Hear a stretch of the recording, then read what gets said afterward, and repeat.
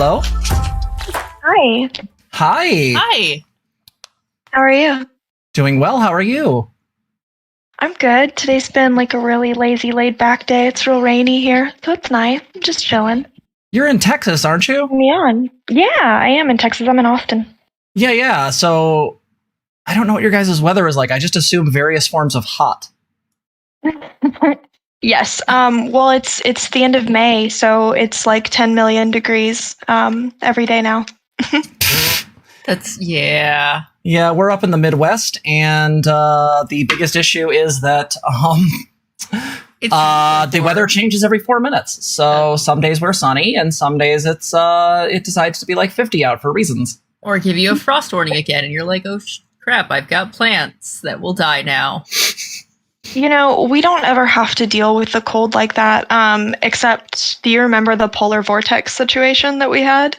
The one that Ted Cruz escaped to Cancun with because his children held him at gunpoint? Yes. When his wife and children demanded that he go on vacation to Cancun. Yes, I remember that. Oh, Jesus. Yeah, it got down to like, I think it was like 29 at one point in our house when that happened. And we didn't know that was going to happen. We had no way to prepare for that because we didn't know that they could just turn the electricity off for like 4 or 5 days at a time. No one assumes that's a thing they can do. Yeah, well, and so I don't know if you guys know this, but they also shut off like the call number for the city. So when you would call 311, it was just disconnected. So they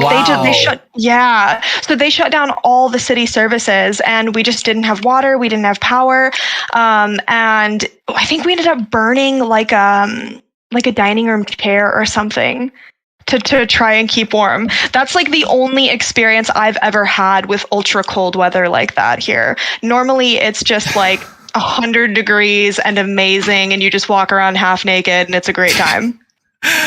God, that sounds like something you'd hear about in some Fallout game. Like, yeah, then we had to burn the chairs. Like, Oh, jeez. Yeah, so, it was really surreal. So I'm probably going to ask you the thing that everybody asks you, which is you are unique in that you, beyond just being a sex worker and a sex worker advocate and a lefty, also made a bunch of tankies mad, and it caused a bunch of stuff. Oh, yeah. Should I maybe tell your followers or your viewers who I am? Yeah, I'm going to give them a little bit of your stuff, let them know who they are. Most of them, I think, know they were very excited for you to be here, but it never hurts to say it again. Okay. Well, hey guys, I am Merrick DeVille. I am I guess at this point, prominent lefty sex worker and gun advocate. I talk about legislation connected to sex work. I talk about lefty politics. I was known for being an anarchist for a little bit, but as of lately, I've moved in more of a market socialist direction. And I shitpost on Twitter a lot. And yeah, that's me. Fair enough. Mm-hmm. Yeah, your relationship to Twitter has been interesting. That's actually how I first came to know you. Is I started following you because I had seen a lot of the people that were following Vosh were following you as well. And I think I came in just at the beginning of the tanky harassment campaign. And I didn't even see it because for some reason it wasn't showing up on my feed. So then I went to go like, I haven't seen Merrick in a minute. And I looked and your whole Twitter was like shut down and gone. It was really strange. So when was this in December? This is ways back. Yeah. That was probably when they tried to frame me for the Nashville bombing. That was the first time I shut down my account, I think. Yeah, I saw that. That was, oof. That was a fun one. I can only imagine what this, like, how did this stuff affect you in a mental health ways? Because, like, I don't even know what it's like for people to, like, I can't even, like, fathom the notion of, like, somebody framing me for doing a terrorism. Like, I don't know what that is. I don't even, how do you respond to that? Well, so at first I didn't think it was real. My Twitter account had already been deactivated when it happened, so I didn't know about it at first. And I had a bunch of strangers reach out to me on my private Instagram and my private Facebook, like non-political people, not leftists, just people who were like, hey, I'm Googling this incident and your name is coming up. So who are you? Why did you do this? Did you do this? And the first couple of times it happened, I was like, no, like, that's ridiculous. And no one would ever do that. Well, so the third time it happened, I was like, okay, maybe it's not just like some sort of algorithmic problem with Google. Like, because I was like, okay, this has got to be like a search problem where people are typing in Nashville or whatever, and like somehow one of my tweets is getting caught in the algorithm or something weird is happening. Yeah. But the third time it happened, I was like, okay, I need to figure out what's going on. And I had been scheduled to go on Demon Mama's stream that night. It was December 24th. It was Christmas Eve, I think. Do you know Demon Mama? I do know Demon Mama. I've talked to her in DMs a few times. She's super cool. Yeah, so Demon Mama and I are friends, and I was set to go on her stream. I was like going to be like a guest for the special Christmas Eve thing, and I was set to go on. And right before I was set to go on, I found the tweet. And what the tweet was some Juche stan. And if you guys don't know who Juche is, Juche was, I believe, a North Korean revolutionary. So this is a North Korea stan. And they took images from my YouTube channel, a video that I had made private the night before because it was a video explaining why I left Twitter and it was just getting a ton of hate. So I privated and made it, I privated it the same night. But so someone took a screenshot of it and then they photoshopped the title to be a confession to the Nashville bombing. And then they also took clips from my YouTube channel and put it together to make it seem like it was a confession. They stitched, they like stitched stuff. Yeah. Like stuff out of context. And they tried to make it seem like it was like I was confessing. And I guess they put that tweet up and it was gaining a ton of traction. And so when people were Googling this incident, that was coming up and it had like thousands of likes and was getting boosted by the algorithm. So all these strangers were reaching out to me and they were like, I can't believe like what you did this, like who are you?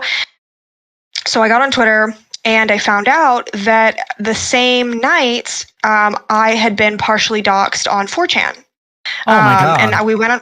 Yeah, so I went on 4chan. I was advised to go on 4chan to name search myself. So I went on 4chan. And I found that someone who knows me in real life had like sold me out on 4chan and was like, oh yeah, I know this fucking girl. This is the club she works at. This is the street it's on in Austin.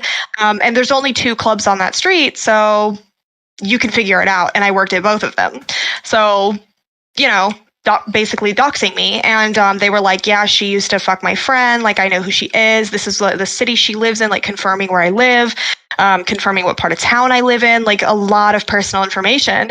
And so I found this out while I was live on Demon Mama's stream, and an attorney from her community called and got on stream and was like, you need to take anti-swatting measures. You need to take this is what 4chan does. This is like a thing that they do to get people swatted.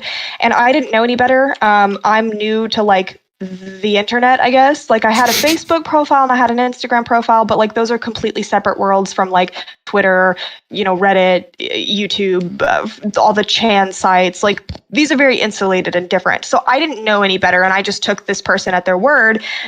Maybe that was wrong. I don't know. But so, I called my local PD, Austin Police Department, and I was like, hey, I need you guys to not kick in my door and come shooting my house if someone says there's a bomb threat or if someone says there's a hostage situation. I just need you to know that this is an incident that's happening online and that, people are probably going to attempt to swat me. And at the same time, I guess, do you guys know who the 3%ers are? I've heard their name. Aren't they a alt-right group?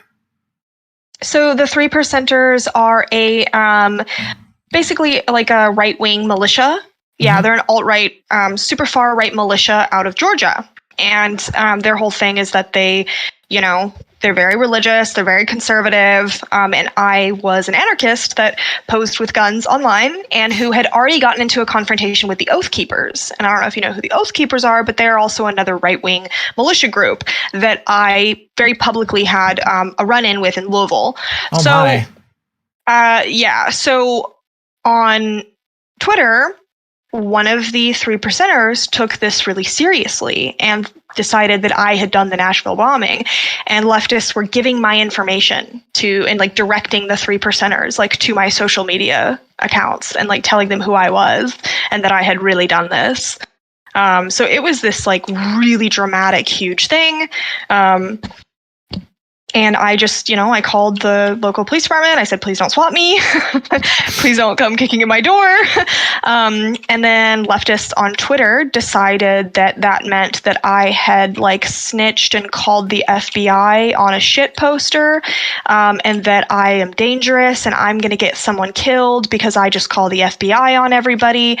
And there was this tweet that was made about me that was like, hi, I'm an anarchist gun girl, and I say all cops are bastards until someone insults me, and then I call the police. And that got like 10,000 likes. So then that spurred on another discussion about like what a Karen I am. And what the fuck? It was a huge, oh yeah, they definitely blamed me for all of that and said that nothing bad happened to me and that I just overreacted and called the police on a joke, essentially. So my husband, the FBI reached out. My husband had to talk. My husband at the time, we've since separated. My husband had to talk to the FBI and basically be like, confirm that I was not in fact a suspect, in the situation. And it was just a really tense, really, really, really intense situation that was then used to like further harassment and abuse against me afterwards. Oh my God. Like I said before, I can't even imagine what that was like, because to not only be doxxed by, let's be very clear, just fascists, and to then have lefties trying to direct said groups of fascists at you, that's so disheartening. Holy shit. My experience has been that leftists will absolutely work with fascists in order to terrorize me. If you find, so there's a lot of hate threads that you'll find about me where it's like the Red-Brown Alliance. Like you'll see actual Nazis mixed with actual communists talking about what a disgusting pig I am, how they want to murder me, how they're going to rape me. I'm sorry, I probably should let you guys know I'm going to be talking about things like this. I don't want to, trigger people. It's okay. My folks know it's a mental health stream, so we always tend to go into this stuff. So if anyone's having any issues, step out. You can always watch the VOD later, okay? Yeah. I don't want to say things that upset people, but at the same time, like talking about the experiences I've had, there's probably going to be a lot of really unpleasant stuff. So I just want to make sure that that's clear. Yeah, absolutely. Yeah, it's really difficult. I don't know. I think I'm trying to maintain my sense of how I feel about people in general, and I'm trying to not become very bitter and disheartened. I'm trying not to be. I think there's no getting around being a little bit disillusioned. I think if I wasn't a little disillusioned after that, that would be probably a red flag. But yeah, I mean, it's been very tough to deal with, and hi babe, are you okay? Okay, it's been tough. Yeah. Yeah, I can. Yeah, I mean, I can imagine it's a balance, because like seeing so many people who claim to be leftists act in such a horrific manner.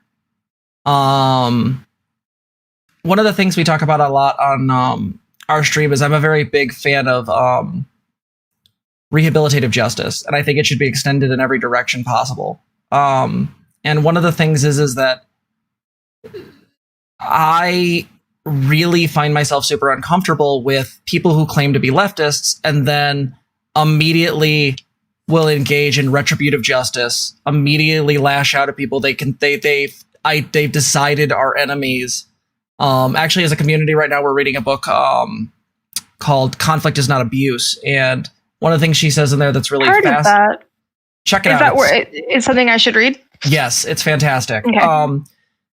But one of the things she talks about is this really fantastic, I guess not fantastic, but just sort of this phenomenon where with the advent of Twitter and online, there's this thing that happens where someone can be labeled as the enemy. That is, they are the person who is bad. And because of that, whoever is attacking them for whatever reason, or whoever they work with or whatever, all of that gets wiped aside. They can pretend as they have no responsibility in what they're doing because this person is bad, rather than recognizing that they're actually engaging in still some sort of intersubjective interaction, and that they absolutely do have responsibility in this. This is how these people sleep at night, is by assuming that they're doing not necessarily good, because I don't think any of them are that naive, but just in the sense of they sort of just whitewash it in their minds. And that's how I feel like they can do these incredibly abhorrent things to you and still call themselves leftists, which is really bizarre.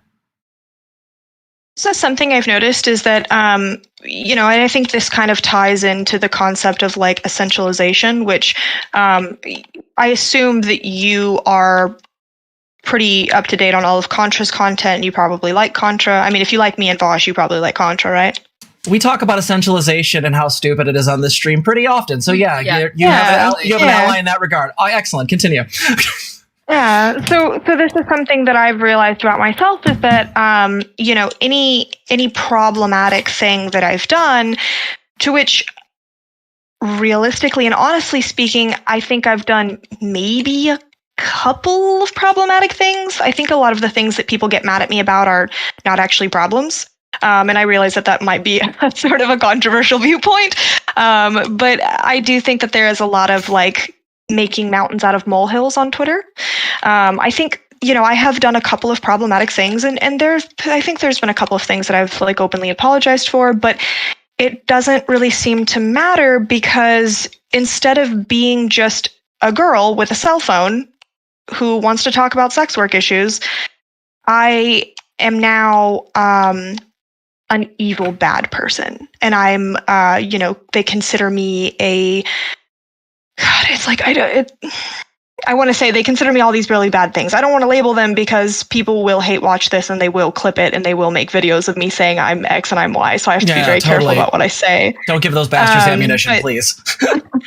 Yeah, but so there's been this great essentialization of me, to the point where like people will say online very openly that I'm not a person, I'm a meme. And so it's okay to do any which whatever to me, or say whatever about me, because they'll either claim that I'm a Nazi, or they'll claim that I'm a meme and I'm not even a real person, or I don't even matter. So I see a lot of that, and I do think that a lot of that at first it was very, very difficult to see things like that, but the more that time goes on, I think it's actually better for my mental health to understand that, because it lets me know that at the end of the day, a lot of the hate and the anger that comes from people who hold those sorts of viewpoints don't really have anything to do with me, actually, because it has a lot to do with this sort of, I think, internal desire to find a scapegoat.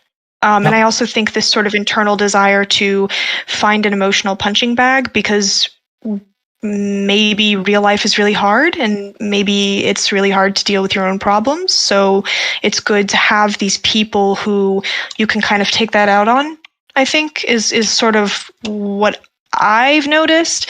And I mean, I could be wrong. I obviously have no formal training in this, but I do have formal training, and you're absolutely 100% right. No, this is absolutely accurate in my mind. One of the things that I'm very big on this channel about is not trying to water things down to very quick and simple black and white notions. In one of our series on here, we talk about the idea of distorted thinking, because again, it's a mental health thing. So we talk about like different ways that people can get stuck, and that's a huge one. The overgeneralization, or the black and white thinking, is sort of chronic within the left, and it's something that, in a lot of ways, I think it really affects us negatively, because like you said, rather than seeing the whole person, they will, and I think we all have a tendency to sort of lean this way. I think this is a human thing, but I see some people, some people resisting it way better than others. But it's really, I think, interesting, because you're right. They do sort of paint you all of these negative things, say all these things about you, and you realize at some point, this isn't you. This is a projection. This is some simulacrum. I can't talk today. Of you that they've made up in their head, that they throw whatever words they want in it to make you bad, and they don't ever really see you, because to see you would mean they might empathize with you. If they see you as actually human and nuanced and affected, maybe they would actually have to take your feelings into consideration rather than just enjoy the meme. Contra actually covered this in her cringe video about lolcows, the idea that you don't realize you're harming a person, you just think that they're there for your benefit and entertainment. It's a really strange thing. That's a label that has been levied at me quite a bit, is that people will just be like, oh, you're just a lolcow. And it's like, well, I mean, I'm a person with fleshed out understandings of why I've said the things that I've said that make you guys angry, and why I have the opinions that I have. And I don't know, I think that there's also a lot of like unresolved bigotry that, you know, just instantly becoming doesn't get instantly wiped away when you become a leftist. And I think that there's a lot of whorephobia that plays into it. And I do think that, you know, a lot of it is also my personality, or at least the way that people perceive my personality to be based off my tweets. Okay.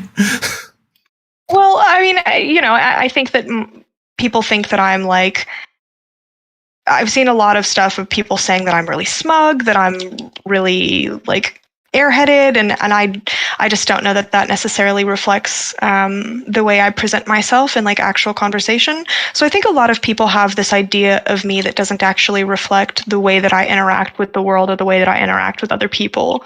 And so, you know, I think that there is a part of it is that people just don't like my personality, but I also think that whorephobia plays a big part.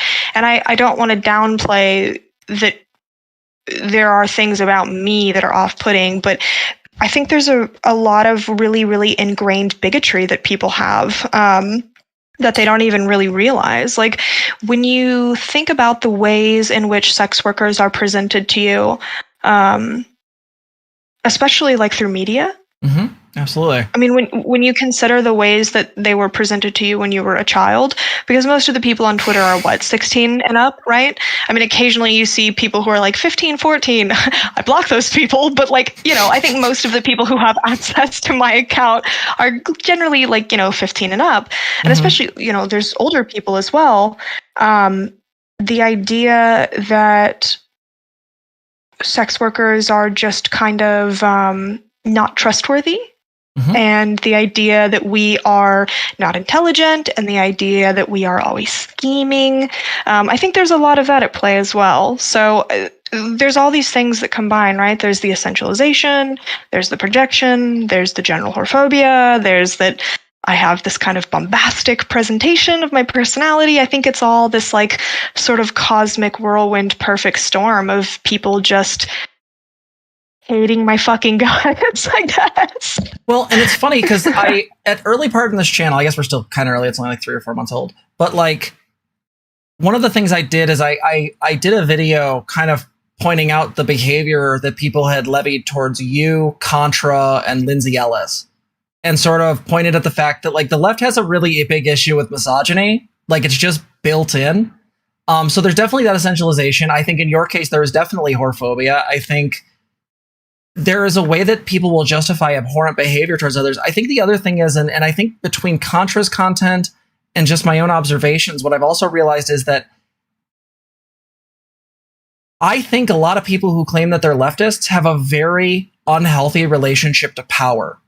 And so when they feel like they can wield even a smallest amount of power, which often happens in Twitter mobs, they will do it, and do so with very little empathy or understanding of a situation. And it's strange to me because, again, like I keep thinking of a quote, I think it was from one of Contra's videos, is that these people can kind of, as a mob, get together, lash out at you, but then they don't take responsibility. And the quote she used was like, the snowflake never has to take responsibility for the avalanche. And how could you ever be held responsible for, how could any individual ever be responsible for death by 1,000 paper cuts? Exactly. And I think that's really what this feels like to me is, And you know, when I had the old account, because I'm on my second Twitter account now, but when I had my first Twitter account, I don't know if you know this, but in August, when No Comrades Under 1K happened, I think I'd had the account for like 3 months. I wasn't really active on it. But I went from having 100 followers to having 30,000. And What the it happened hell? in like yeah. Oh, yeah. It happened in like 4 weeks. And it happened on Left Twitter. And I'd never been a Twitter user before. So I was completely taken aback. And, you know, when people would say particularly shitty things or when they would just make up crazy lies and I would respond to it, people would be like, oh, you're weaponizing your platform to harass smaller people. And it was like, you know, I think I'm just responding to someone who is saying something outrageous about me or whatever, you know, and like people would get really mad at me whenever I would try to like correct misinformation or kind of call people out for being particularly abusive. And I understand how that maybe looks, especially because like, you know, it's probably not ethical or ideal to dogpile smaller people if you have a much larger platform. And so I'm very careful not to do that now. But I also think a lot of people don't understand the process, like the emotional or the mental process of just being kind of beaten down, really, over the course of like, it's been 9 months now, I think. So like from September to now, it's been 9 months of just constant hatred. Jesus, yeah, and jumping that many followers on Twitter, it's just insane. I like, and here's the other thing that really bothers me about that too, is there's this expectation of like, we can call it purity standards or just incredibly these high sort of expectations we hold towards people, because I feel like you jumped up to like 30K people or something all of a sudden, just huge number. The idea that you as a singular person on your personal account is going to be able to like know how to use that or immediately know like all of the things that go with you interacting with, like how the fuck are you supposed to know any of that? Like it's the issue I have with a lot of this is that there are people who have, you know, they have publicists, they have someone who runs their Twitter, they have all that kind of stuff. Right. And that's a different discussion. But with those people who are, you know, fairly well known in the left and they run their own Twitter account, like this keeps happening. People will lash out at them. And when the person inevitably gets upset or mad or has to defend themselves, the inevitable effect of this is that they come back and want to throw you under the bus and say, oh, you're using your platform wrong. You're attacking people. Like, no, these are just catch-22s. They're just setting you up. You either don't say anything and you get to deal with the ongoing pain and suffering of not speaking up and defending yourself, or you do it and then they hit you with some other fucking random red herring of an ethics issue. Like, God, that's got to be frustrating. It is, and the thing is, I still, I didn't know for the longest time. Like, I didn't know how to handle it, and I think I handled it really wrong. Because I think your instinctual reaction is to try to correct misinformation, try to defend yourself, argue, and it just doesn't work. And I don't know, like now I just kind of, you know, I think the other thing was that I was really hurt, because all I really want to do is like take care of people.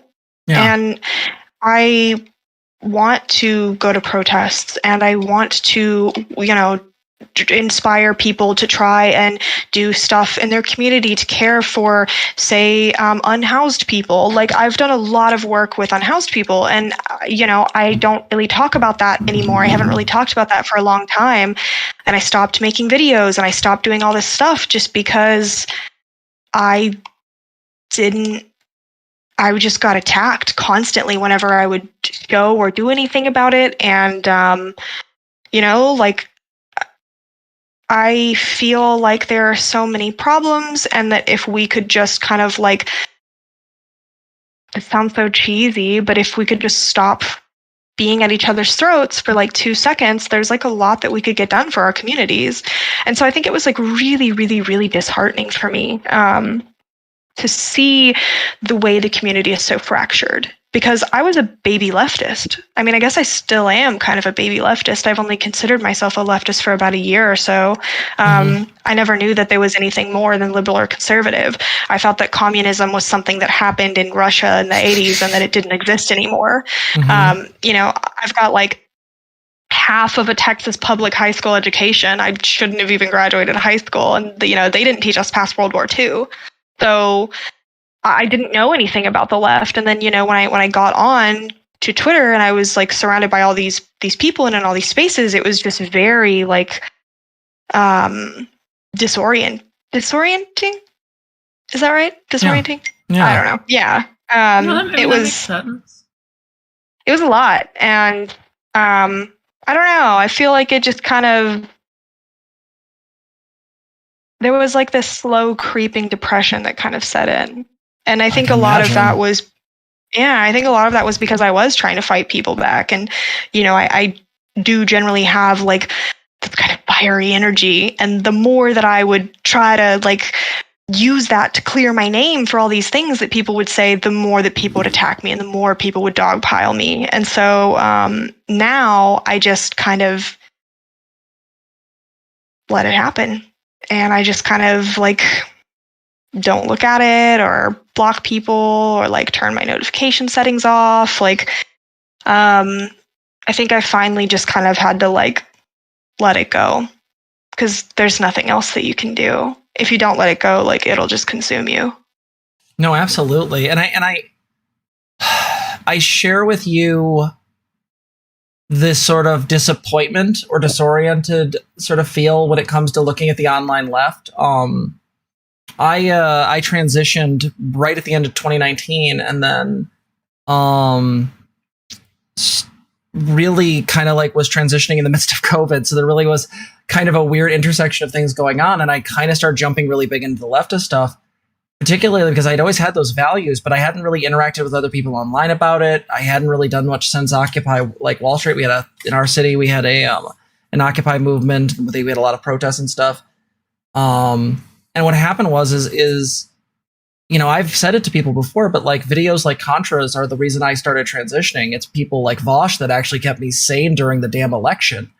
And the problem is that I come online and I find out these people who were instrumental in making me like my mental health be better are suddenly vilified, right? The trans community has this big hatred toward Contra, and Vosh, flip a coin depending on which person you talk to. Some are great, some hate him. I don't know. It's really weird. And it's just, it is really disheartening because I believe people can be better and I want people to be better. And I get a lot of examples of that not being the case. You know, I think a lot of this comes down to perspective. And like, obviously it comes down to perspective, but more specifically, I feel like a lot of this comes down to this idea of pessimism versus optimism, because I tend to, you know, for a long time, I think I really was very pessimistic. I was a very angry teen.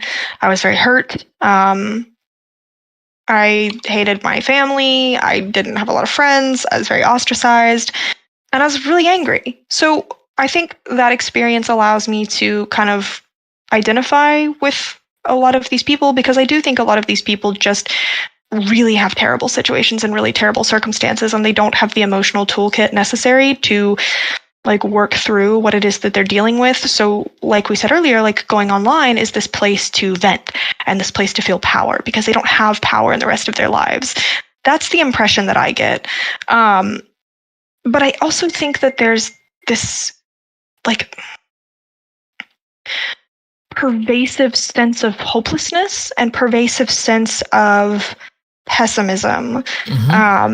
Like voting for the lesser evil is not good enough. So we're not going to be optimistic about it, right? Like we're not going to look at what good it does to have slight changes in foreign policy with Biden. We're not going to look at the advancements that the Biden administration wants to give towards transgender people. We're not going to look at we're going to pretend that the Republicans and the Democrats are completely the same. And then we're going to completely tear down and demonize everyone who advocates for voting for the lesser of two evils. Like with Vaush. Like a lot of the drama surrounding Vaush and a lot of the hate for Vaush comes because he advocated for people voting for Biden. And like with me and the India situation. Are you familiar with the India situation? Yeah, their leader is a nationalist and they're super racist. Right. No, I'm sorry. I didn't mean their government structure. Yes, Modi is definitely a fascist, but the drama that happened between me and the India situation. I remember this story vaguely. You'll have to refresh my memory. So, I made a tweet where I basically was like, hey, listen, 250 million people did a strike in India, and no Western major media outlet is covering it. No small Western media outlet is covering it. They're not talking about this, probably because that's not what their corporate sponsors want them to talk about. One, it's probably not sexy enough, and two, well, one, they probably don't want you to know about it. And two, it's probably not sexy enough. So they're not covering this. And I was like, listen, I found out about this because of the power of leftist networking online. This is incredible. And then I put screenshots of me searching through Google, looking for any Western outlet talking about the strike that had happened.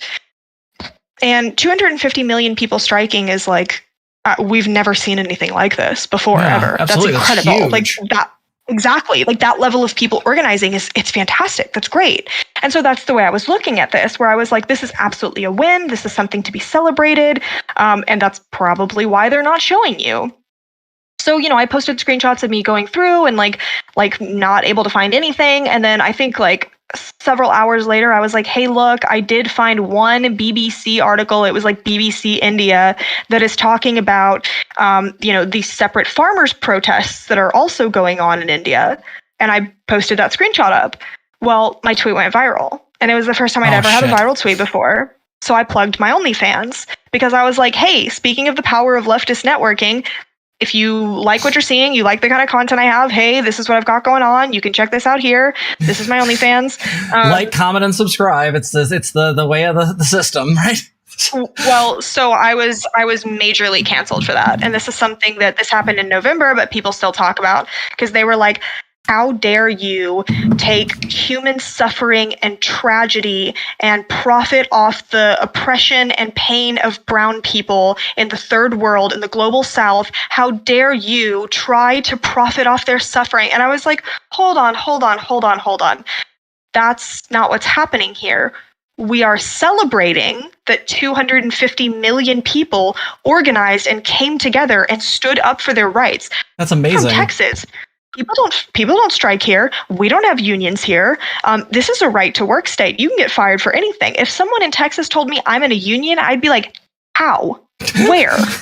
We have unions here? Yeah, no, they're like unicorns now. They're not there. Yeah. Right. So like most Americans are not in a union. So, and most Americans are not taking this kind of radical mass action. So I was looking at this from the perspective of like, fuck yeah, this is so cool. This is awesome. And I was also talking about like Western media, but people saw that, and all the leftists who like hate me and hate Vaush and hate Contra saw that, and they were like, how dare she profit off the suffering of brown people in the global south? And it was just like, not everything has to be looked at in like the worst, shittiest, most like depressing, pessimistic way. And this is something that like I feel extends to a lot of online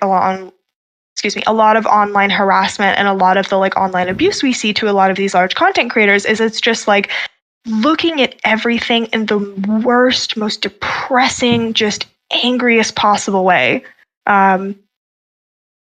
No, it's super true. It's so true. And like I think the thing is like one of the things, again, I'll plug this book because I'm really enjoying it. Conflict is not abuse. That's what we're reading as a channel. And I think there's something in there that's really interesting is that this is one of the ways that this happens is people conflate offense with hurt, with damage. And so the thing is that they were offended by you plugging your OnlyFans, which I look at as just a It's a marketing opportunity. You are your own boss. That makes sense. And yet, that's somehow bad. Like, this feels like, again, if they were bothered by that, okay, maybe send a tweet, say, what's up? That this seems a little off, whatever. But instead it turns into, you're somehow a racist now? And you've done this terrible thing? It's really fucked. People said I was racist. This guy who has like 80,000 followers and is like a well-known communist organizer in Canada went on a rant for like 2 or 3 days about me and my family members, and like quote tweeted and screenshotted us and like showed our full names and sent a bunch of people to harass us, and was like talking about how I'm and I quote rancid dog shit. And was just like went on this crazy hate-filled rants about us for days because of it. And like people used it as a reason to try and drive me offline, to say that I needed to be deplatformed, that I'm a danger to the left. A lot of people were like trying to get me to kill myself because of it. I had a lot of people who were like, oh, you're straight edge. Why don't you drink alcohol until you die of alcohol poisoning? You should kill yourself that way. Like, it was like people were telling me to drink bleach. Like, it was really intense. Oh my God. And people still bring it up to prove it's some sort of proof that I'm a grifter. I don't believe anything I say. People will like demand, I'll tweet stuff that has like, I don't know, like I'll tweet a selfie and I'll be like, please drink water today. And people will be like, did you give your OnlyFans money to those Indians? Did you donate it? No, I bet you fucking did. And you're like, okay, all right. let's tone it down for a second here. So yeah, I mean, it was used like when Vosh did the Palestinian donation thing. Oh God. I was part of his donation stream. I called in for a little bit. He allowed me to come on. It was super fucking cool. And you know, I like helped to boost it a lot. And at one point I was boosting the donation link because I posted pictures of myself and then immediately linked them to the donation link. And I was like making fun of people who were saying that charity is bad and liberal or whatever. So I was like, average Palestinian donation, person, whatever. Like, you know the meme. Redacted from redacted. Oh yeah, him, and then also Mel. But Mel. Yeah, so Mel. What a joy. But so silly I Mel. was like.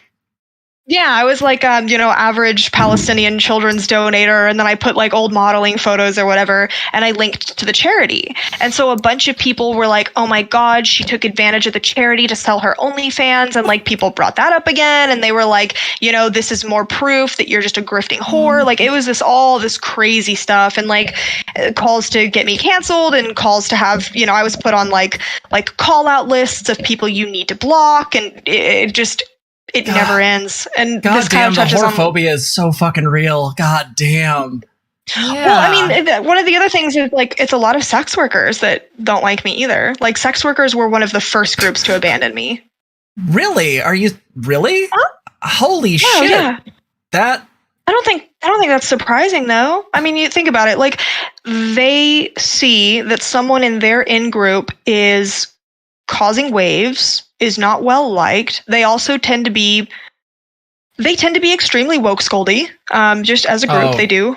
But so, they see someone in their in-group is causing waves, and they want to differentiate themselves from me. So it becomes a virtue signal to hate on me harder than anyone else, right? Because they're not like me. I'm the bad sex worker. They're not like me. And this is what boggles my mind about that is I get it. I like on a cognitive level, I get that. But there are so many better things to be doing. Like fighting for sex worker rights, advocating for it being work. Like, there's so many good things you could be doing other than attacking a fellow sex worker. Like, this is mind-boggling to me.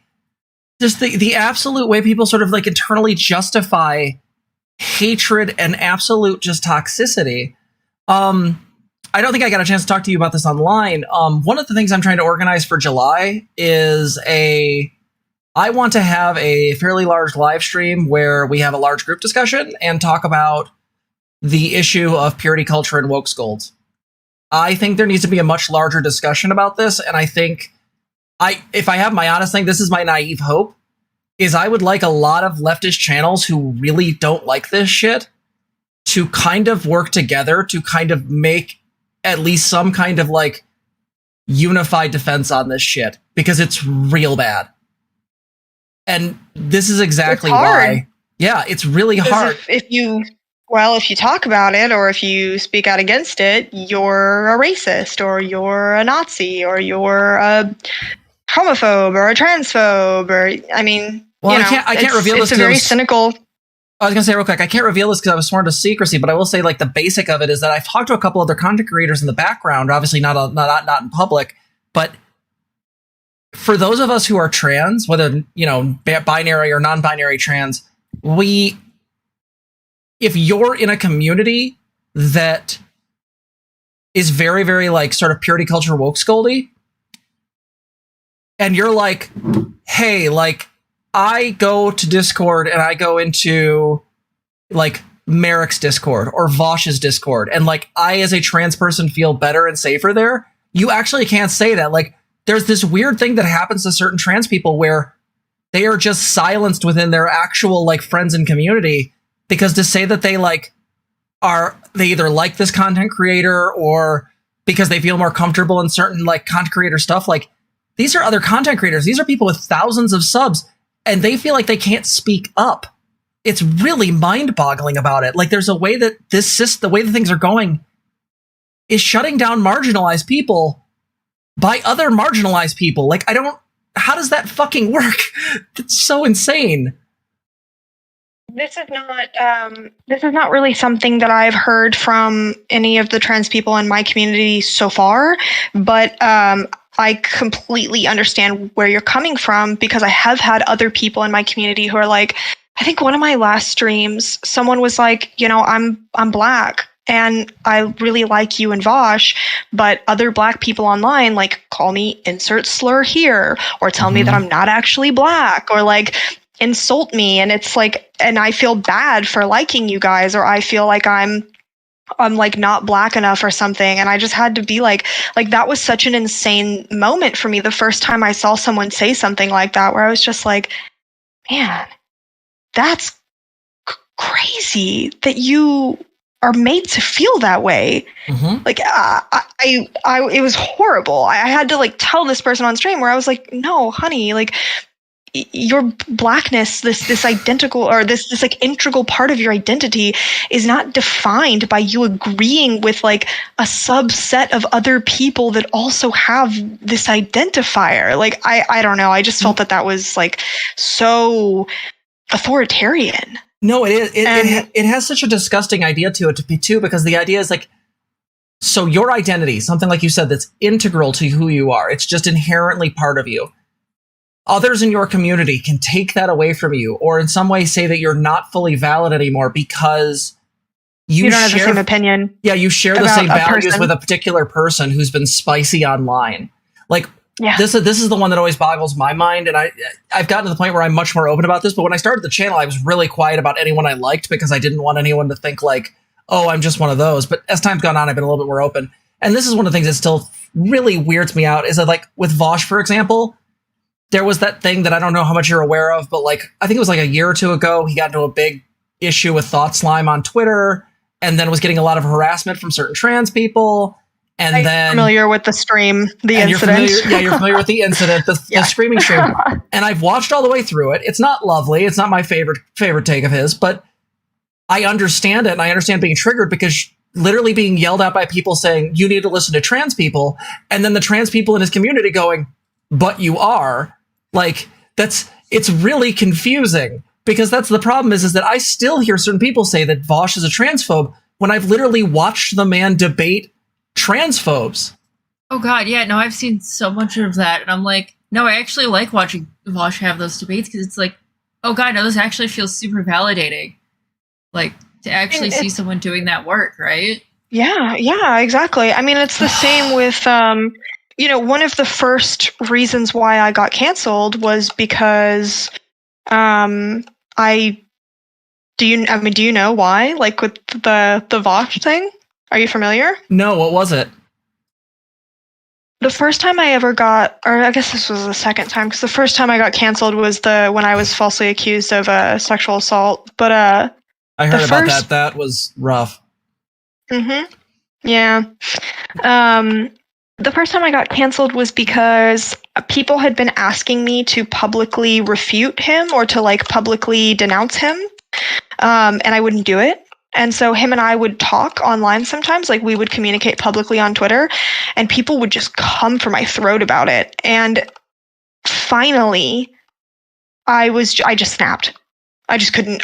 I didn't have the like emotional fortitude and the patience that I have now, because this was back in like September, I think. I just fucking snapped at somebody, and I was like, "How fucking dare you tell me who I can and can't talk to? Who the fuck are you?" You know, Right? like I was not nice about it, and I feel bad that I was not nice about it. But looking back now, I think that I was in the right. I don't think that you get to tell people who they can and can't associate with. I think that that is like really manipulative and controlling and like borderline abusive. So, you know, I was like, no, I'm not going to do that. I'm not going to publicly, you know, denounce and repudiate Vaj. And so they started spamming me with the clip of the tactical N-word thing. Oh, dear God. And I was like, they were like, well, you need to make a statement about this then. And I was like, no, I don't. I don't need to make a statement about this. I was like, I'm not comfortable talking about that. Like, it's really fucking unfortunate that he did that. And they were like, yeah, well, when is it okay for white people to say the N-word? And I was like, that's not my place to say at all. Why That's are you absolutely asking not my me? place I'm to white. say. Like, Yeah. what the fuck? I was like, that's not, I don't fucking know. Like, that's not, I didn't do it. First of all, I didn't do it. And second of all, like, that's not my place to make that decision. I feel really uncomfortable in this conversation. And they were like, no, you need to do it. And they like kept pressing me and kept pressing me and kept pressing me. And it was just like sitting there. So me being really naive, I was like, okay, fine. Here's the deal. I don't think it's my place, but I don't like that he said that word. And I just don't hate him. How about that? I think that was 2 years ago, and I think that he has learned. I think he's grown. I think he's a different person now. The Vosh that I see when I watch his streams is someone who has grown from that experience, right? And who wouldn't do that again. So I think that he can continue to grow. And that's why I don't hate him forever, right? People make mistakes and they can move on from those mistakes. So that's how I feel about it. And then that was when they were like, no, you need to say when, you need to say when, you need to say when it's okay, you need to make the decision right now. So I say, I'm not comfortable with that, not my place. They don't like that either. They're like, no, you have to say it now. So I say, okay, I don't know. What about like acting or in academia or something? I don't know. It's very, people even argue about academia, right? So I don't know if that's my place to say that either. So I was like, listen, I don't know. It would have to be a situation where there's no malice. Like, that's the only way in which I can ever think that there's like any valid reason ever for a white person to say that, right? And so that was then used to say that I am a racist and that I'm anti-Black. Dear God. So yeah, so that's been something that, and yeah, like what if someone said something? They were like, do you remember the clip where he says, yeah, I say it in private? Yes, I do remember that. So, you know, just for anyone watching, he has since changed his mind on this. He doesn't say it anymore. His views are completely different. I think he did a stream like, sorry, that's my flash flood warning. No, no worries. Yeah, he did. You're right. He did do a stream recently where he actually went back over that and talked about why it was bad. Like, he literally covered this. Yeah, so he did a stream a couple weeks back talking about why this is bad. So I was right. He has changed his opinions on this. And they posted this clip. And at the time, I know that Destiny had recently said that he said it in private. So I was like, look, I don't know. It really, you know, whether this is racist or not really depends on the context, right? Because I was like, what context is he saying this? Is he saying that he personally says it in his spare time? Or is he quoting Destiny? What is going on? So people took screenshots of me just saying, listen, whether this is racist or not depends on the context. And then they took another one where I was like, look, it would have to be a situation with no malice, where I'm saying, hey, is it acting? Is it academia? Do they have Black family members? Like, you know, what is the situation there? And they isolated those two screenshots and they posted them up, just those two. And then that blew up. And people decided that I was like that was super racist and that's just what I was now. So since then, people have decided that I'm this like horrible, evil, like white nationalist or whatever. Well, because I was like, look, I just don't hate Bosch. And this gets down to like a thing that I'm trying to make it very clear in my community, as small as we are. I'm trying to make this as very clear as possible, is that, like, as being someone who's a licensed therapist who works with trans kids, who works with, you know, adults, couples, things like that, like, I see people grow every day. And the fact is that there is this thing that people do that is mind-boggling, and that is they look at people as a snapshot. They see them do a thing that is or is not problematic depending on this person and the circumstance, and then hyper-focus on that, and they do this, again, the essentializing. They take that one data point, they essentialize it out to make it the entire person, and yet no one stops for a moment and just says, have you looked at the rest of the stuff they've done? It's like Bosch with the trans thing, or like Lindsay Ellis with the whole Raya the Last Dragon thing. Ignore the fact that Lindsay has put out like 4 or 5 videos against racism. We're instead going to cancel her because she compared Avatar: The Last Airbender to this Disney movie that was derivative and tropey. Like, I didn't understand that at all. That seemed like one of the most hyper extreme, like total stretch cancellations I'd ever seen in my life. Like that blew me away. Yeah, we covered it on stream. See, she did anything wrong. No, she didn't. Like, I defended her on stream, and my argument with this was that, 1, I don't think she did anything wrong. 2, this seems like basic media comprehension. And in some ways, I look at it the same way people kind of got pissed off at Contra for the aesthetic. Like, people thought that Contra was being like a trans medicalist because of the character Justine in the aesthetic, when literally Justine is doing performative theory of gender. That is, gender is all this social constructed performance, and is literally the opposite end of theory from trans medicalism. These are not connected in any way. And it's just bad media comprehension. Is Justine, is she the Blair White stand-in character? No, I think that's oh god, I forget that character's name. That's Tiffany Tumbles. That's Tiffany Tumbles. Tiffany Tumbles is that one. No, Justine is the one that realized she was gay and liked catgirls. But before that, in the aesthetic, was arguing with Tabby about, she was basically just demonstrating performative theory, that your gender is your performance, and the idea that until you actually are living as your gender, there's a way in which it's hypothetical, which I don't wholly agree with. I think there's some truth to that, but the way I'm sorry. Can you explain this to me? Because I'm not saying it's not true, Scummy. I just don't know how is that true. I just don't understand. How is that true, Scummy? Yeah. So I'll try to explain what they're thinking and why it's wrong. Okay. So what I can gather from what I've seen online is that their argument is that what Justine is saying is that unless you are absolutely performing a binary gender, which means in their mind somehow then that leads to the medicalism angle, that is hormones, surgeries, etc. And unless you're doing that, you're not really trans. The problem is if you watch that, and I think Luxander has a really good video going over this. Luxander has an entire watch of the aesthetic and covering this, and it's that your gender is something that is still socially agreed upon. Even if you internally as your identity are like, no, I'm a woman, or no, I'm a man, or no, I'm non-binary, cis people still can choose to whether acknowledge that or not. And all that Justine is saying is, by performing hyperfemme, this leads to people taking her seriously. But the problem is that if you watch the video, it shows Tabby winning. There's nothing trans men about this. Right? Performative theory is all about presentation and the way you hold yourself. It has nothing to do with dysphoria as suffering. It has nothing to do with you must medically transition. And literally, it's not even saying anything about non-binary people. In fact, I think Luxander's take on it was something to the effect of, one of the reasons people got mad at Contra is that they said the quiet part out loud. That is, if your performing of your gender is the way cis people take you seriously, that is, do you pass? Non-binary people can never pass. There's not a gender role for them to fit into, and as such, they always are somewhat disconnected from things. That's the only thing to take from there, and because Contra said the thing that made people mad. Well, and I'm not sure that everybody understood that these were two characters having a Socratic dialogue. Having a dialogue, right? Like they were fleshing out what the possible arguments, were, and the possible thought patterns, and like these are two characters. Sure. Well, I mean, the other thing is like, this is not a prescriptive, this is a descriptive. Corrective. Correct. Excuse me. Correct. Sorry, I can't talk today.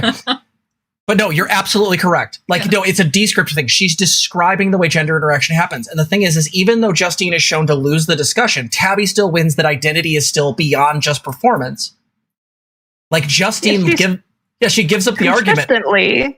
Contra has consistently been in favor of non-binary people and their validity. Correct. But the problem being is because people saw that video and they misunderstood it through bad media comprehension. They thought she was being a trans med. And then when she released pronouns to compensate for that, to make up for the issue, they also didn't listen to that because they had already made the decision. And the same thing with Lindsay Ellis. Lindsay Ellis put out a tweet pointing out how in YA fiction, there is a similarity of media structure where things kind of do the Avatar thing. They just do. And that's flat out true. And the problem is that a bunch of people got mad and immediately, like you mentioned earlier, they go to the bad faith, worst possible interpretation, and assumption of malice immediately. That she must be being racist and say they're both Asian. When what she's saying is, you find a thing in the ice, that thing is the new savior, that helps you. You gather a whole bunch of plucky characters together. Like, it's literally, she's pointing out story structure and they're going, this is a race thing. Like, yeah, both of them have Asian inspired stuff in them. But there's no way to even read that in that. And even if it was a microaggression, let's just assume for hypothetical that it was a microaggression. Why not just say, hey, clarify? But no, they can't fucking do that. Hey, did you mean that like a race way? Did you mean that like a like story structure? We just want to clarify. And no one did that. And again, this is the problem with the essentialism thing is like, I can make any number of videos talking about a topic and say, this is clearly where my values are. Like, this is what I believe. And if someone hears one thing out of context and doesn't understand what I'm saying, all of my other videos cease to matter. It's the same thing with Vosh with trans people. Obviously, from the Thought Slime stuff, he must hate trans people in all the videos where he's arguing with, transphobes. That doesn't matter. Lindsay Ellis must be a racist for that tweet, even though the fact that she's done 4 videos talking about how the media is racist as shit. Like, Contra must be a trans med, despite the fact that she's actively argued against transmedicalism in 2 separate videos. There's no win, because people don't want apologies or clarification. They want blood. Yeah, I mean, the more that I've been noticing is just, it's easier to go after, people on the left or women than it is to go after the people who are causing, like, really bad harm. Yeah, barring Vosh, I don't know a single male creator, like cis or trans male creator, that gets the same level of fucking flack. Right? Peter Coffin, maybe? But Peter Coffin steps in a lot of issues. I mean, like, it's hard to say on that one. Maybe Destiny, but Destiny also has gotten on this weird lefty arc where he hates everybody. I don't know. I got nothing. I would say like Destiny purposefully antagonizes leftists and purposefully intentionally attacks leftists. So I think it's understandable why they go after him. He's purposefully inflammatory on Twitter as well. Like I think he's even been open about the fact that he's like, oh yeah, we do a little trolling, like he's doing that on purpose. But Vosh just I feel like both Vosh and I are just Mr. Magooing our way into trouble constantly. We're not being inflammatory. It's not on purpose. I'm just it's a normal day. It's a Monday. I'm just going to tweet something. And people are like, that's the worst, most cringe thing that's ever been tweeted. You're a monster. And I'm like, wow, how did this happen? Yeah, you're now super Omni Hitler. It's like, oh my God. Someone compared me to Ava Braun the other day. Are you kidding? No. I was like, what did they say? They were like, something about being a Nazi or whatever. And I was like, I could not be further from a Nazi. And or they were saying something about Hitler. And I was like, are you trying to say that I am like Hitler? And they were like, no, just Ava Braun, maybe. What the? Go outside. Touch grass. Yeah, please touch grass. Call a friend. Call your mom. Call the psych. Call the psych ward. I think you need help or a meds change or something. This is the thing is that really bothers me is that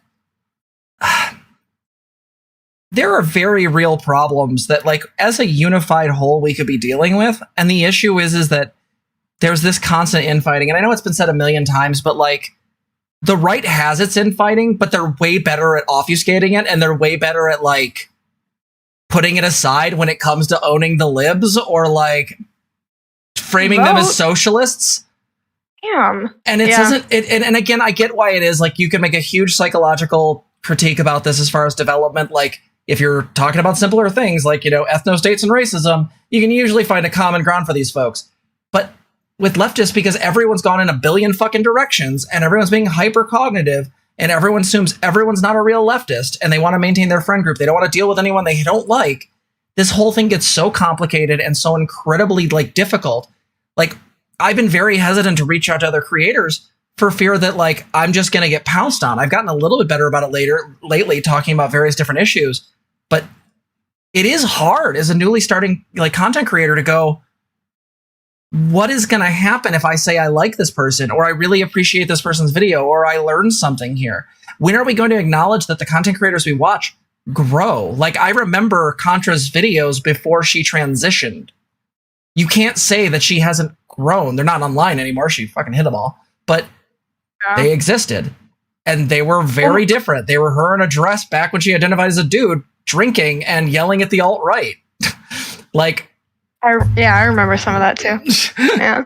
Like, you know, I don't know. I don't understand how we force people to interact with nuance, right? Because I think that's what a lot of this really comes down to, is like forcing people to consider all of the different aspects of something and then make an evaluation based off all of the details, right? And are you familiar with SDL? Yes, I'm Socialism Done Left. Yes, I saw all of that. I, by the way, loved your picture of feminizing. I see the Biden feminization gas is working. Yes, thank you. Yes. That was incredible. Speaking of right-wingers, they were really, really mad about that. There's like 400 quote tweets on that or something. They're like just mauling in the comments. It's incredible. That picture was amazing. They can go fuck themselves. That's amazing. Thank you. Yeah, he looks so cute. But so this is something that Aiden and I talk about a lot, right? Is that, and SDL is Aiden.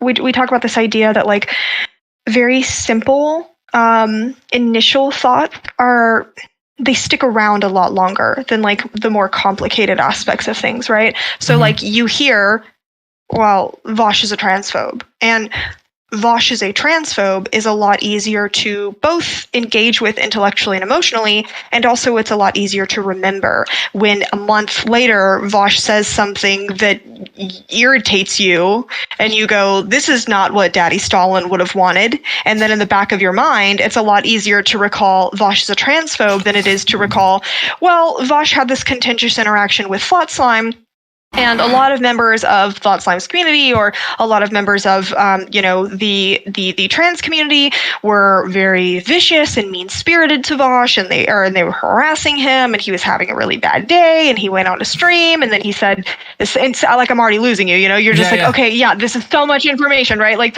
so it's a lot easier to go, oh, Vosh is a transphobe. I want to know something though. I'm sorry to interrupt, but I have to ask this question because maybe you can explain it to me. I want to know how somebody justifies being mad at Vosh being a transphobe because Daddy Stalin wouldn't like that. What Stalin are they thinking of? Like, well, you know that there is a subsection of leftists who will deny that Stalin was a bigot of any kind. I'm aware. I also know some of them deny genocides. We will not be naming names on this stream, but there are some genocide deniers in the online left. Yes, I believe we've mentioned. I think we've mentioned one by name earlier. Perhaps, maybe there could be an Easter egg in there for you. Find that.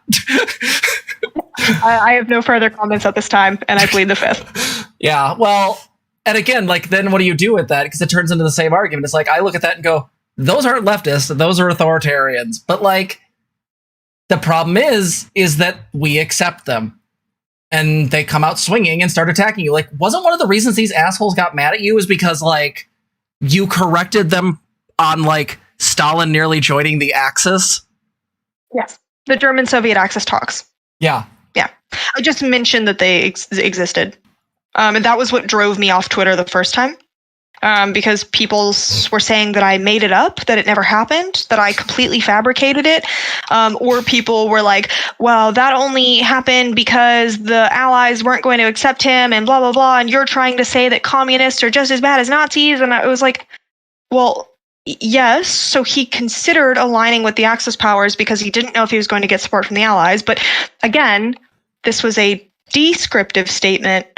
I was not making a prescriptive statement about the morality or the, historical events leading up to the German-Soviet Axis talks happening. And so there was like so much, again, there was so much pessimistic, negative attention read into that it wasn't just like, oh, somebody literally asked a question of what happened next in a historical context and you gave an answer. It was, you're besmirching the sterling reputation of the USSR on Twitter.com. Because we know it was great. Like, again, like 17 million people dead. A bunch of communists got killed when the Nazis took over, and Stalin was still cool. Maybe working with. It's so like this stuff just boggles my fucking mind. Like the people that stand China and are like, oh no, they're great. And I'm like, have you heard of the Hungry Ghost famine? It's like 29 to almost 45 million people died because they let them starve because they did stupid Soviet technology for agriculture. It was horrifying. I can't say half of what happened because of TOS.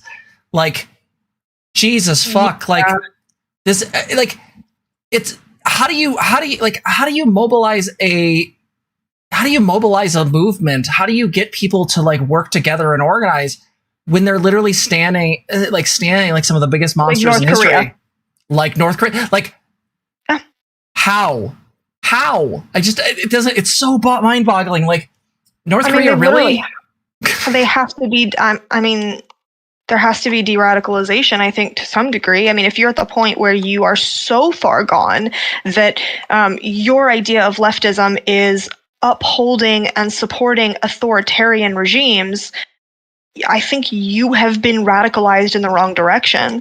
And, I think that we do have to de-radicalize some people. How do we do that? I don't know. I'm not that person. I don't know. But I do know that, like, yeah, I'm right with you. I am one little trans girl therapist. I have literally nothing. De-radicalizing people who stand North Korea. I don't even know where to begin with that because I have to still understand it. Like what do you say to that? What do you say to someone who's like, yeah, North Korea's got a lot of good things going for it?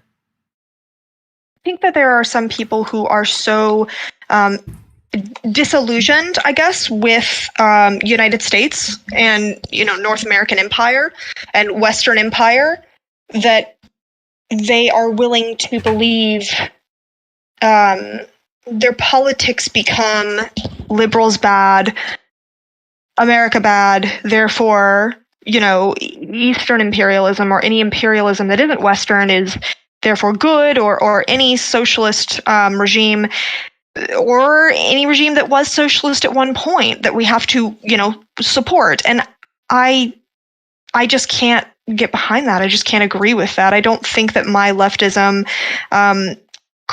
leaves space and leaves room for authoritarianism in any way. And I think that the way that we combat this is with evidence-based leftism and with talking about compassion, right? And with being willing to talk about these sorts of things. I don't know how else you do it. Like you said, you're one therapist. I'm an ex-stripper with a phone. That's it. Those are my qualifications. Like, right? I don't have very many. I do know that I've read some theory and I'm one person, and how do you even engage with this? By the way, D-Woo in chat said, are they fucking aware that LGBT people in North Korea literally have no rights? Like they don't exist there. Like they would tell you that that's state propaganda. It's a psyop. That's anti-communist propaganda. Yeah. I think the way that people like you and I combat this is by just continuing, I think, to talk about it without necessarily attacking. Sure. And just continue to talk about, like, positive reinforcement and like a positive idea of what it is to be a leftist, and make it fun and make it inviting and continue to hold space for people like that. Because it was like what you were talking about earlier, right? Like, I believe in restorative justice, and I believe that people can change. And I think that if you stand an authoritarian regime today, well, maybe you might not in a year, and I'm not going to hold it against you if you did. And I just think, like, you know, being a welcoming presence and being a kind presence and being a person who talks about your ideas from the perspective of, you know, looking at data, considering the evidence, and just being open to others. I think if anyone is going to create a space where people can turn away from ideas like that, it's going to be people like you and me who want to prioritize those things. I agree, 100%. That's the hope I have to have, at least. Well, and it's always the balance too, because like there was the thing that happened. I want to say it was like a month or two ago, but it was the one where Twitter lost its shit on that one girl that was like a former or like essentially white supremacist Nazi.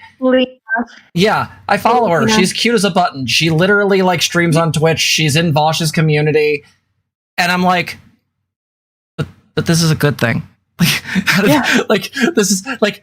This girl could have been full-blown white supremacist, and instead, like, she's like a leftist, non-binary she/they who streams on Twitch and hangs out in Vosh's community, and that's fucking great. Yeah. But instead, people are like, "Oh, once a Nazi, always a Nazi." It's like, you guys do realize at some level we have to be vulnerable and try to create space for these people. And yeah, not everyone's going to be coming over in good faith, but we have to create space for people to be able to be de-radicalized and to rehabilitate and realize that that's a process. Like, some of these people coming over are not going to get it perfect. In fact, arguably the purity politics, the woke scold stuff probably scares some people that want to get out of their more toxic right-leaning communities from coming over. Well, this is something that right-wingers will openly talk about, right? And people who used to be in alt-right spaces will talk about this idea that, like, you know, people are kept away because it just seems so intimidating and it seems so cutthroat and it seems so unforgiving. And you know, I think this was something that even Aiden was talking about the other day, is like this idea of almost Puritanism and almost like it can feel like the Inquisition. When you're getting canceled, it really can feel like the Inquisition. You know, these purity politics, like, they do scare people and they do keep people away. And there's a lot of people who are not as political as they have the potential to be, who look at what they see, the things that happen on left Twitter, and they go, absolutely fucking not. I think the fuck not. Just out. Yeah, I mean, absolutely. It's hard to watch from, you know, being part of a leftist space, right? Like, it's hard to from watch inside, that stuff happen. Yeah.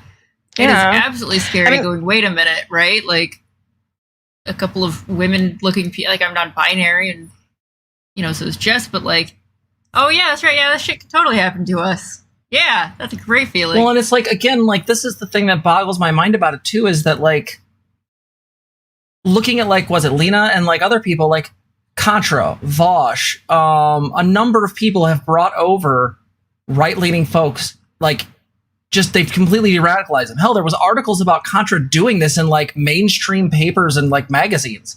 And, like Vox. Yeah, it was Vox. Yeah, covered it. And it's like, wait, like, this is a really good thing. Like, these people are doing legitimately good work. I've heard people in the trans community, for example, make the comment that, like, a majority of, like, Contra's audience is cis, to which my response is always, good. Because all those cis people are now allies. Like, what the fuck are you on about? Right, like, again, like, if you're a trans person, you're, like, in the middle of transitioning, okay? Like, you're in a really tender spot. Like, that's, not every single trans person is going to be in a good place and have a ton of knowledge to do that level of education. Like, and that's okay. And you know what? If Contra can do that and reach all of these people, do it. Like, God, I want people to use, you know, their skills and their passions to do things like that. So this kind of, I'm glad you said that. This is an interesting point you bring up. This kind of touches back onto the what do we do, or this does touch on the what do we do with former fascists who want to be part of leftist spaces discourse that we seem to have every few fucking months. And this last round of it was really fucking toxic. And this last round of it got a whole new hate mob after me, because my take is that I think if you want to escape the literal toxic hate death cult that is being an alt-righter or a white nationalist or a Nazi, I mean, let's call it what it is. It's a cult. It's a hate cult. Yep. If you have the emotional and mental fortitude and strength to leave a fucking death hate cult, yeah, I want you to do that. I want you to get better. I want you to, if you're someone that can grow and change and break away from something like that, yeah, I want to welcome you. I want to help surround you with other people who are going to teach you and make you better. I want you to be an ally. I want you to be someone who can grow and learn. Now, I think that Jewish people, people of color, non-passing or non-straight passing, like queer people, should not have to do any of that work. I'm of the opinion that people who would have been victimized by you need to have spaces that you cannot be in. That's my opinion.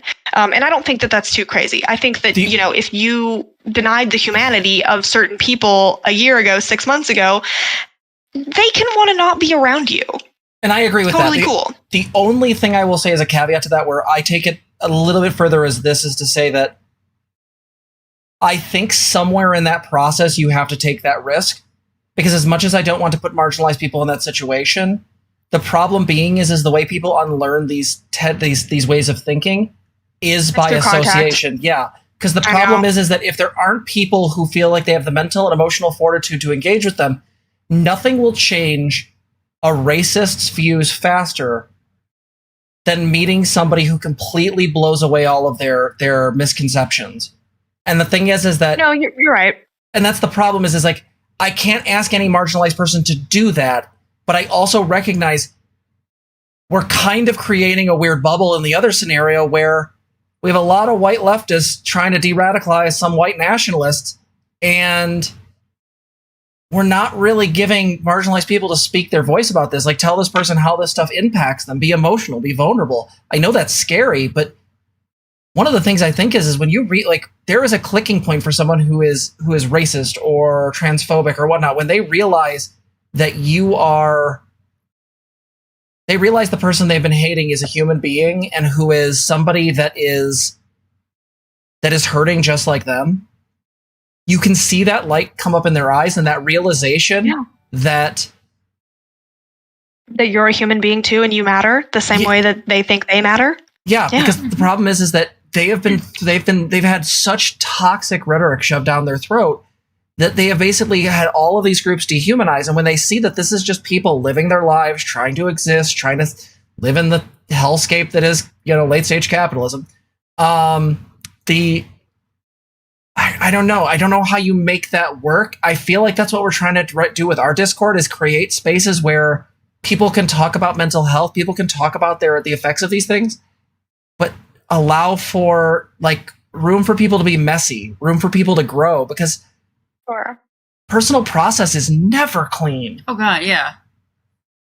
It's just not. No, of course not. It's always a mess. It's always something where you spin out, you look like a mess. How many any of us who have worked on our personal shit, worked with a therapist, done group work, had an intervention by a friend, whatever things that have been done, had that moment where you're just feeling like you're crazy and you are crying in someone's arms and trying to figure out what the fuck do you do? These people are no different. Oh, you're right. I think a lot of times, a lot of lefties forget, what is it? It's like, but for the grace of God, there go I. Like, that easily could have been you. And people hate this term morally lucky because they think that it I don't think morally lucky applies to Black people or Jewish people, in terms of being a Nazi. But morally lucky does exist to an extent. There are people who you're fucking lucky that you didn't have really insane parents that raised you in a right-wing religious cult or something, and you grew up thinking that it was normal to hate the gays or whatever it is, I know people who grew up in situations like that, and they're yeah, I didn't hear anything else ever. No one ever told me anything else ever. I see a hand raised. Town, the whole high school, Whiteville, it was I didn't choose to grow up here. I don't think I would choose it otherwise. But like, no, absolutely. Like, so I'll even take this one step further. So when I work with clients, one of the schools of therapy that I'm trained in is existential therapy. And so one of the things I make very clear to them is I ask them just a series of questions. Did you choose your parents? Did you choose your ethnicity? What about the time period you were born? What about your gender? What about all of the cultural baggage of your people? Did you pick any of this? And in regards to therapy, the way this works is I eventually point out the fact that the people that feel an unhealthy level of obligation to their fucking parents, that's how you break that, is to point out that they don't owe these people shit. The fact is the same way here. The people that were born not morally lucky, they didn't choose any of this. Now, yes, they have to be held accountable for actions if they do harm. Regardless of them being in the cult or not, they still have to deal with that somehow. And we have to figure out what that looks like. But the fact is... go ahead. I'm sorry. I think we also need to differentiate. When we're talking about former fascists, like, were you part of Atomwaffen, or did you say the R slur on 4chan in 2016? Like, these are also very different things. And I feel like it really muddles the conversation, because a lot of people who are like, oh yeah, I used to be an alt-righter. It's like, no, well, okay, maybe, but what you mean is you went onto like boards and Chan boards and you talk shit about women and trans people. Like, you didn't go out there and like rape people and kill people because their shoelaces were the wrong color at hardcore shows. Like, it's different. Weren't wandering around with fucking tiki torches yelling the Jews won't replace us. Like, right. Like, no, it's like, I remember being on Chan boards like 14 years ago, downloading, quasi-racist demotivational posters. That's not the same fucking thing as like Richard Spencer. Like, like, and that's, I think that's the other problem, is like the essentialization issue leads to these weird like things where like people are like, Lindsay Ellis is a racist, to which I go, why does that word not have meaning anymore? Like, where did it go? I don't understand. It's like suddenly like you're telling me, like, racist to me, I think Richard Spencer, I think Trump, I think people who have done demonstrable harm to anyone that's like a shade darker than this palette. And and they're like, oh yeah, this lady who talks about books and movies and musicals, she is a dyed-in-the-wool racist. Are you fucking kidding me? Yeah, it kind of makes me want to be like, have you ever met a racist before? Because I've met racists. Lindsay Ellis is not a racist.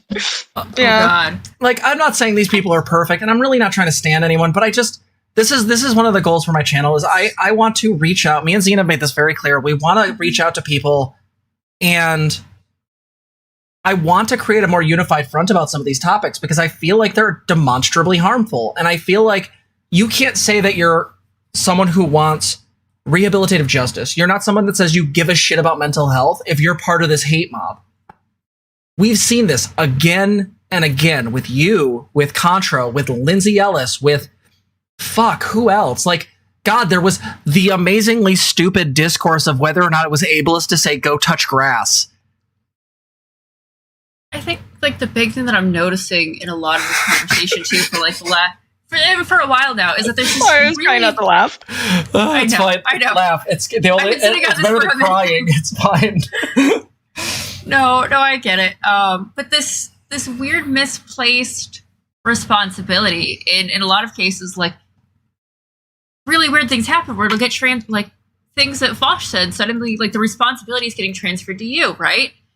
Like, or suddenly like we've seen this with other creators that got canceled, where everybody else's friends are getting asked to take responsibility in some horrendous way, right? Yeah. And I think we got to actually look at like, no, what is somebody actually responsible for, right? How do you actually be accountable for your actions? And you're right, if there's absolutely nuance with, were you saying stuff on the internet, right? Or were you going out and hitting things with bats? Okay, like there's a difference there. And I just don't see anyone really like having a good understanding of this stuff, because you're right, and there is a black and white. Can we make racist mean something again? That would be lovely. Oh, look at the pupper. Oh, there's a pupper. Ryan, there's two of them. Come here. See, I will absolutely default to pupper. It's ADHD. I know. Oh my God. Oh my God. Look at the collar. Oh, Oh, there's the No. over. our Pibble's in the other room. She's got a cone on right now because she had surgery. Oh, she's trained with the cone. She's totally fine. She just hates the cone. I don't even know if she hates it. At this point, she doesn't care. Oh my god, there's two of them. There is two. That's what I They're said. sisters. There's two. Oh my god. So Bun will she's got this big cone, like this big, and she just stops caring. She's like, I'm gonna walk and go to places the exact same way that I did without the cone. The Pibble stubbornness just Absolutely stubborn. fuck running Okay. into walls. She'll, I don't give a shit. She'll just take out like a box or other things, and there'll just be like the stuff just falls over all of a sudden. I'm like, Bud, what are you doing? And she's like, I don't care. Beautiful. Doggos make it better. That's absolutely true. More doggos in the True. discourse, more babies in the discourse, less stupid. Right? But yeah, Very true. I just like, this is the thing is that I really wish there were more people like you that were speaking up, especially about like sex worker rights. Like, I don't hear that enough online.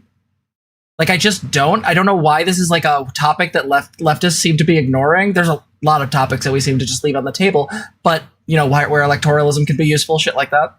But it's, there's it a lot sucks. there's a lot of mixed ideas about it. A lot of leftists think that there's a lot of swarfy leftists where they think that sex work is just bad and that it is exploitation, it's rape, that, especially like Marxist-Leninists and Maoists and that sort of thing. A lot of like hardcore communists, they, and especially they argue that like there won't be any sex work under communism, and that's like the first thing that got me canceled. So I don't know.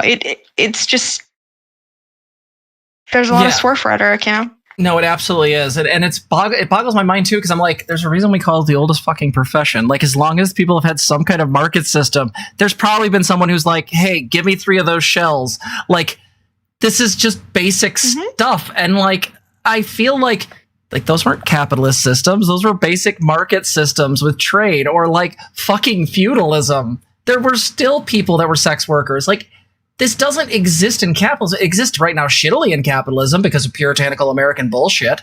But yeah, what the fuck? Well, a lot of leftists like to pretend that prostitution. I shouldn't say prostitution. That's the technical legal term, but that full service didn't become a thing heavily until like the Industrial Revolution or till the 1800s or something. Like, a lot of them like to pretend that, and it's just not true at all. That's demonstrably false. I'm so yeah.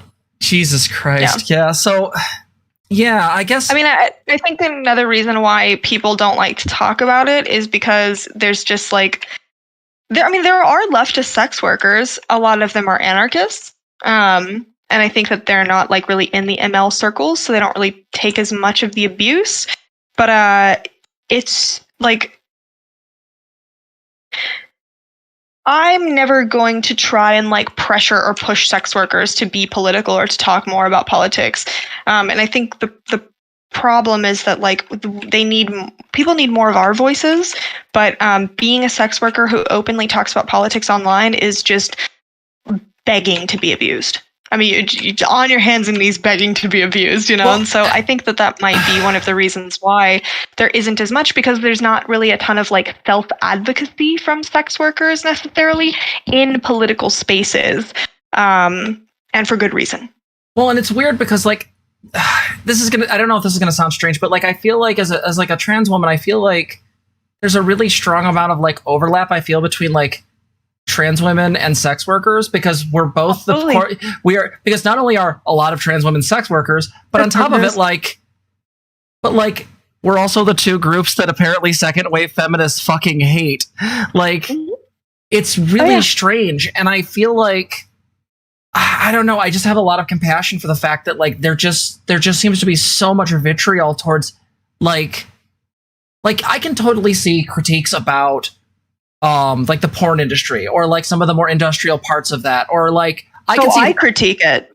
Yeah, I critique the porn industry all the time. Yeah, I think a lot of sex workers do. Yeah, as you well should. But the thing is like, there's a difference between having critiques for that and thinking that the problem is the sex workers themselves. Like, that gets really, really weird. Yeah, or that it inherently is somehow the sexual element to the work and not capitalism and workers not having rights. Yeah, I absolutely agree. And the solution of like, we're going to abolish sex work and we're going to create black markets where women are not just women, where any people involved in sex work are much more unsafe now. Like, good job. You just made it worse. You didn't fix anything. It's still going to exist. And there's going to be ripe for even more abuse now. How many times do we have to make a behavior illegal and it gets forced underground before we learn that may not be the way to deal with that problem? Over and over again, repeatedly, forever, it seems. It's, again, black markets have existed in frickin' USSR. I mean, they exist now. It's just I just feel like we're playing the same games over and over again, and they're not fun, and I don't like them. I want to play new games. I want to play something better. But... yeah. Aw, pupper. But that's why we have to. That's why we have to continue to advocate for progressivism, and we have to advocate for our own rights. That's one of the reasons why I continue to talk about this subject, despite going on Twitter every day to be the equivalent of pelted with tomatoes in the town square. Like, we have to advocate for ourselves. And we're at a pivotal moment now for both trans issues and for sex workers issues. I mean, between the Tennessee bill for trans issues, between FOSTA and SESTA, Earn It, CISA, between the fucking abortion bills that they're passing all across. I saw your video on the Texas one. That one was fucking horrifying. Oh yeah. We're gonna pretend electrical activity is a fucking heartbeat. Are you kidding me? Yeah, I mean, I think this is the thing is, like, I believe that over time, slowly, humanity marches towards progress. I do believe this. However, that's not to say that once you have rights and once you have progress that it's guaranteed. So it sucks, and you're right. I don't want to play these games anymore. I want to play new games. In fact, I don't want to play games. I want to... Hey. The puppies are angry at the stream. No worries. Yeah. Hey, chat. I haven't been paying attention to you too much, but I love you guys a bunch. If you can go subscribe to Merrick, you should do that after stream. Well, oh my goodness, Dachshund, so cute, so loud. Yeah. The point I was making. Yeah. The point I was making is that, we move forward in a progressive direction. That doesn't mean that it's guaranteed. So you say this idea of like, I don't want to keep doing this anymore, right? I don't want to keep playing these games. And I agree with you. I don't want to keep fucking playing these games either. In fact, I don't want to play games. I would like to think about building new things and finding ways to improve society and make it better instead of constantly fighting for our rights that realistically should be guaranteed to us. And I completely agree with you in that aspect. But we're not there yet, And so I think the best that we can do is continue to be good advocates. And I think from everything that I have seen that you are a calm, rational, level-headed, good advocate. Someone who... Thank you. Yeah, someone who cares about people and has a realistic understanding of progressive issues, where we are at as a country, and where people are at. And I really like that. I really like to see more rational leftists, rational, compassionate leftists. I think it's really cool. So, even just going on stream, yeah, exactly. You're so welcome. Even just going on streams like this, thank you. Like, it gives me hope. I think it's a really cool thing to see. No, I am addicted to the hopium as well, and I really appreciate you, and I really appreciate your streams as well. And yeah, I want there to be more rational discourse. I don't know if you've seen it recently. I'm not going to get into all of it, but the big discourse as of lately was the kink at Pride thing, and we don't have to go into that, the insanity that was on Twitter.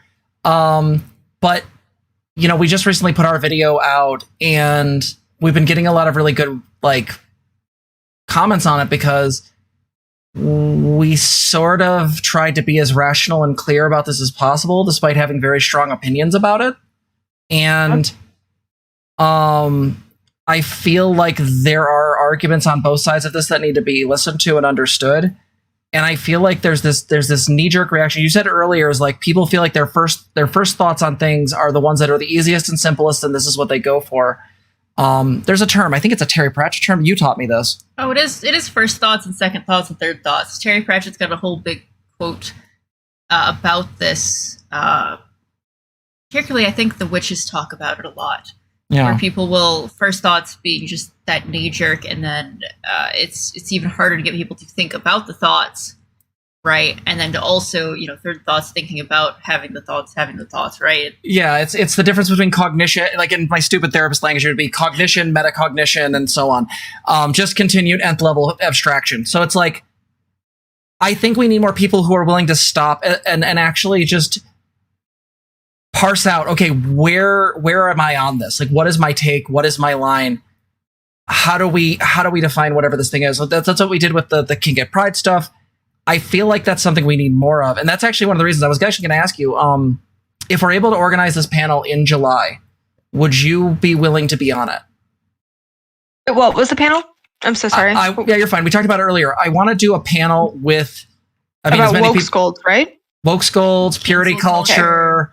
Ideally, what I would like to do is, ideally work towards forming something of like a unified group of people that are kind of like, this shit's fucking awful. Like that. Yeah. I think that would be great. I would absolutely be interested in that. Awesome. Well, thank you so much. That'd be lovely. I would really appreciate it. Yeah. This has been great. Thank you so much. This has been really cool. Thank you.